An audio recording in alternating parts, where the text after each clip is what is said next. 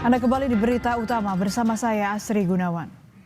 Keluarga Dumaris tak pernah menyangka menantu perempuannya tega melakukan tindakan keji kepada sang ibu mertua. AF menjadi dalang pembunuhan dan pencurian di rumah mertua di Pekanbaru Riau yang terekam CCTV. AF tak sendiri. Sebagai dalang, ia mengajak 3 rekannya untuk berbuat keji. Lalu apa motif dibalik kejahatan sang menantu perempuan?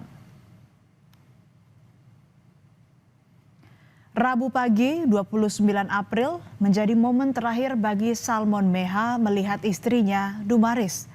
Sang istri tak mau diajak membayar pajak kendaraan dan memilih di rumah. Sekitar jam 11 siang, sang suami pulang dan heran mendapati pintu dalam keadaan terbuka.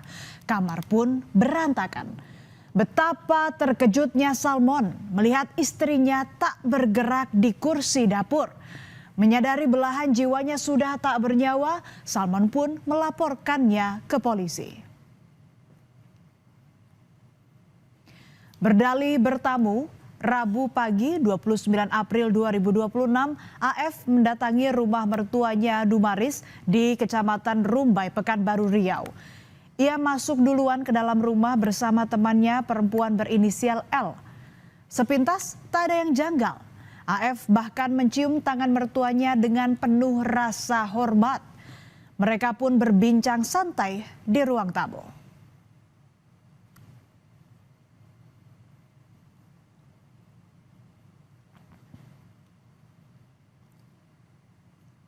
Tak berselang, sang eksekutor pria berinisial SL masuk ke dalam rumah disusul satu pelaku lainnya yang juga laki-laki. SL berpura-pura sebagai sopir ojek online hendak menagih uang ke anak korban sebesar Rp300.000. Tetapi SL yang sudah membawa balok kayu langsung mengayunkannya ke arah korban.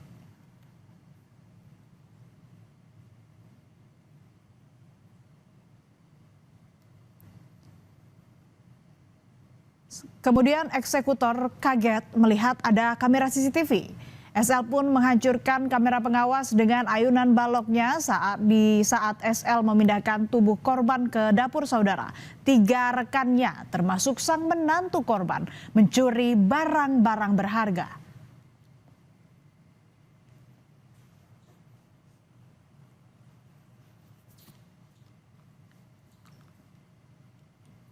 Para pelaku tak menyangka di rumah lansia Dumaris ada kamera pengawas CCTV.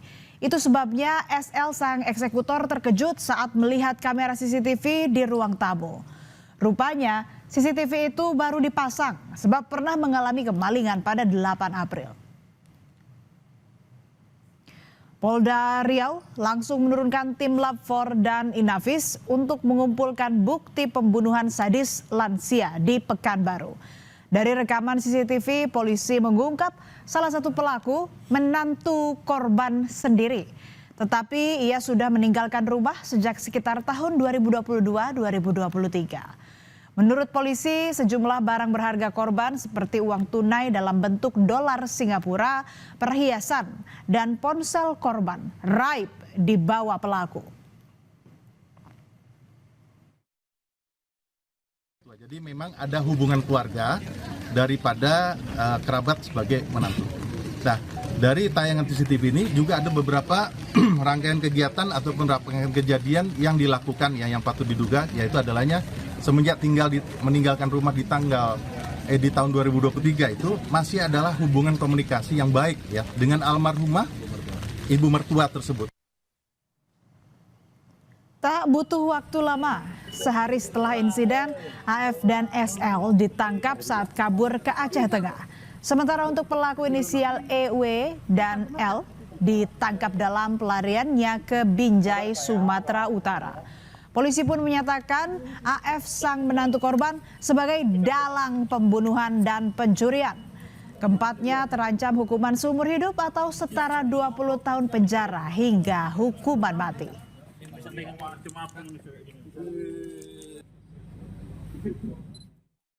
Pelakunya 4 orang.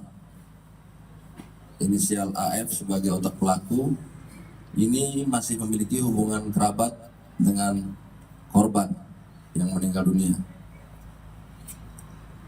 Masih ada hubungan sebagai menantu dari korban. Jadi tanggal 29 kejadian, besoknya tanggal 30 malam, alhamdulillah 2 orang pelaku utama AF dan SL berhasil diamankan di Aceh Tengah. Besoknya pada tanggal 1 pagi hasil pengembangan 2 orang sisanya atas nama E alias I dan L berhasil diamankan di Binjai. Lalu apa motif pembunuhan? Polisi mengungkap perbuatan keji ini karena sang menantu sakit hati. Menurut pelaku, ia mendapat tekanan dan kekerasan verbal selama tinggal di rumah korban. Selain itu, faktor ekonomi juga menjadi pemicu utama dalam aksi kejahatan ini. Polisi juga menyebut hubungan antara dalang pembunuhan yang merupakan menantu korban sudah menikah siri dengan eksekutor SL. Dari pelaku utama, otak berencana, untuk motif kejahatan keji ini adalah sakit hati dengan alasan si pelaku saat menjadi menantu, saat masih tinggal serumah sering dimaki-maki, sering dimarahi oleh korban. Ini pengakuan pelaku, pengakuan tersangka. Serta motif ekonomi, ingin menguasai harta-harta milik korban. Dari penyelidikan, diketahui awalnya niat pelaku hanya ingin menguasai harta korban. Namun di perjalanan berubah niat saudara, termasuk menghabisi 4 orang yang ada di rumah korban, yakni kedua mertua beserta suami dan adik ipar AF. Tetapi saat tiba di rumah, hanya ada ibu mertua seorang. Menurut informasi pihak keluarga, AF telah pisah rumah dengan anak korban sejak tahun 2023, namun belum resmi bercerai. Bahkan AF sang otak pembunuhan masih menerima uang dari ibu mertuanya. Awalnya adalah mereka ingin mencuri. Namun dalam perjalanan dari Medan ke Pekanbaru, niat mencuri itu berubah menjadi niat membunuh. Mereka ingin membunuh bukan hanya satu saja, tapi 4 orang yang ada di rumah, yaitu orang tua, kemudian Arnold dan adiknya Arnold. Barang bukti disita polisi berupa perhiasan emas, berupa gelang, anting, cincin, kalung, pin, sekaligus kotak perhiasannya. Selain itu, barang yang sempat dicuri lainnya adalah ponsel, laptop, uang $400 Singapura, dan flash disk berisi rekaman CCTV. Flash disk itu sempat dibawa kabur eksekutor setelah menghancurkan kamera pengawas.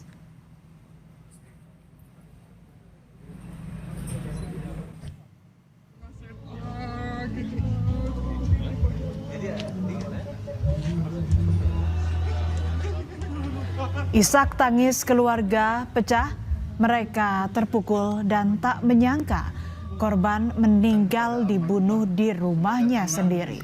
Terlebih dalam pembunuhan adalah menantunya AF yang sudah meninggalkan rumah sejak tahun 2023. Dan berikan kekuatan, dan kami mendoakan semoga ketenangan ibu almarhumah.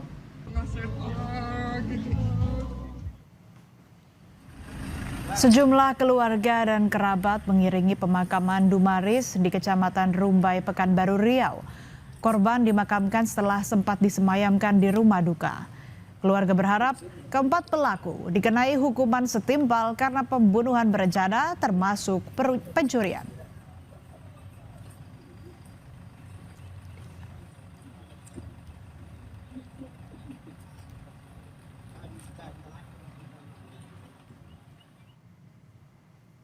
Sepandai-pandainya tupai melompat, akhirnya jatuh juga.